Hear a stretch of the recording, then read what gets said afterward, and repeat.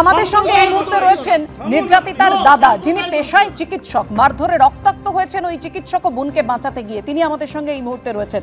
আপনার কাছে একটু জানতে চাইবো, যে সময় ঘটনা ঘটে আপনার বোন কখন ফোন করেছিল, কি জানিয়েছিল, ঠিক কি হয়েছিল? নমস্কার। আমাকে গতকাল রাত্রে 12:44 ফোন আসে আমার বোনের ফোন থেকে। তখন আমি আমার বাড়ির পাশের একটা মাঠে, এখানে শ্যামা পুজো উৎসব উপলক্ষে একটা মেলার আয়োজন করেছে। সেখানে আমাদের বাচ্চারা ছিল, আমাদের ফ্যামিলি ছিল, তাদের ওয়াইফ ছিল, বাচ্চা ছিল। তাদেরকে নিয়ে আমি ওখানে সেই রাইডসগুলো চড়াচ্ছিলাম। কিছু তার আগে ওরা বাজিও ওখানে ছোট ছোট বাজি ফুটিয়েছে।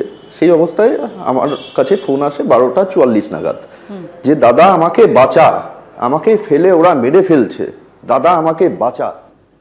আমি তৎক্ষণাৎ ওখানে আমাদের যারা পরিবারের লোকেরা ছিল, বন্ধুরা ছিল, সিনিয়র দাদারা ছিল, তাদেরকে ইনফর্ম করি বিষয়টা নিয়ে, যে শীঘ্রই আমাকে এখানে যেতে হবে। একটি বাড়ির সামনে তারা বলে, এক শিক্ষক মহাশয়ের বাড়ির সামনে, সেখানে যেতে বলে। আমি যদিও ওই জায়গাটা তার বাড়ি ওখানেই, আমি জানি না, তাদের মাধ্যমে আমি ওখানে পৌঁছাই।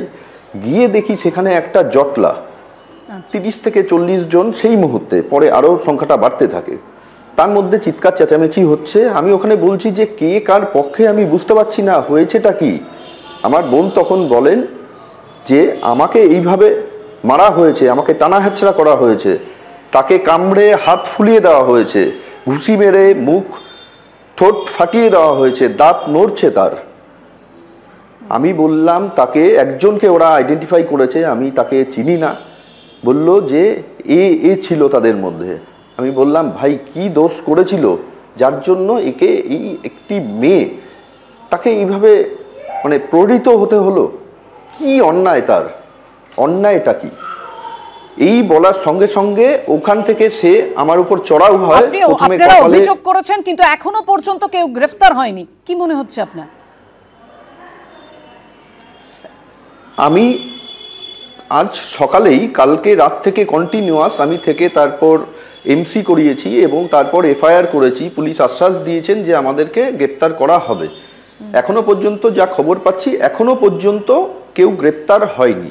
এখনো পর্যন্ত আমরা তেমন কোনো খবর পাচ্ছি না এবং আমরা যথেষ্ট আতঙ্কিত আছি এটা ভেবেই। আমাদের প্রতিবেশী অনেকে আছে, তারা এরকম খবর দিচ্ছে যে উল্টে তোদের ফাঁসানো হবে, উল্টে তোদের ফাঁসানো হবে।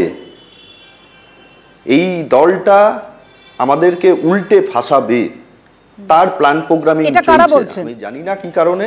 আমি আশাবাদী প্রশাসন, এটা প্রতিবেশী দু একজন বন্ধু বান্ধব, আমার যারা বন্ধু বান্ধব এখানে আছে বা তার ফ্যামিলি আছে, তারা বিভিন্ন জায়গা থেকে খবর পাচ্ছে যে তোদেরকে ফাঁসানো হবে, তোদেরকে ফাঁসানো হবে।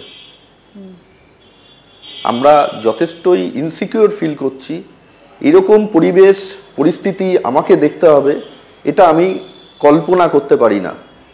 অনেকেই বুঝতে পারছি আপনার মানসিক অবস্থা এবং যে ঘটনার সম্মুখীন হয়েছেন আপনারা, এখনো পর্যন্ত কেউ গ্রেফতার হয়নি। কতটা আতঙ্কের মধ্যে রয়েছেন, উদ্বেগের মধ্যে রয়েছেন।